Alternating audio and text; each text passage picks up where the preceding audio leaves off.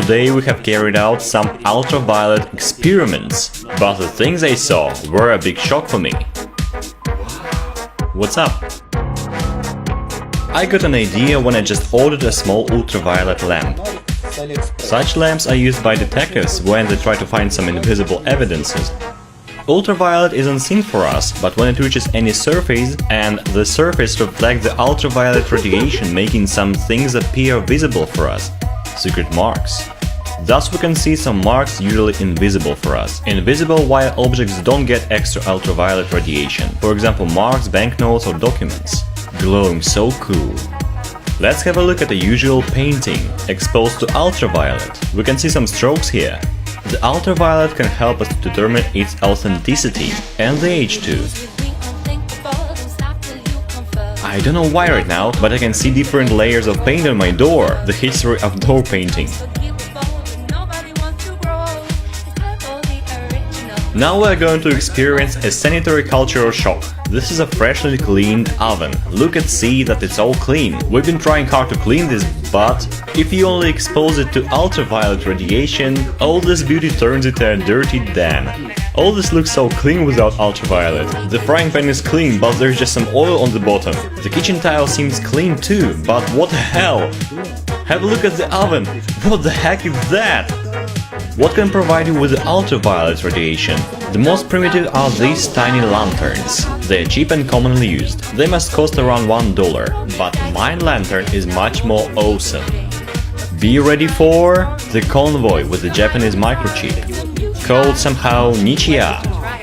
The chip's advantage is the special wave range of 365 nanometers, which is the best for seeing things. I mean, suits best for seeking clues. Holy apocalypse! Just for common knowledge, the cheap lamps have the range of 395 nanometers, and this range is almost visible for humans. It shines brightly, but it shows almost nothing. I just see some dust here. Let's have a look at a cool one! Looks absolutely different.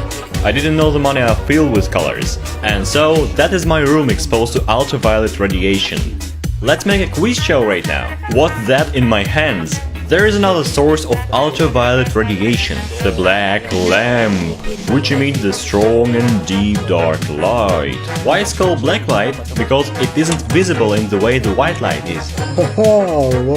In real life it is totally black, the camera makes it seem blue for you. Let's check out how it will deal with the banknotes.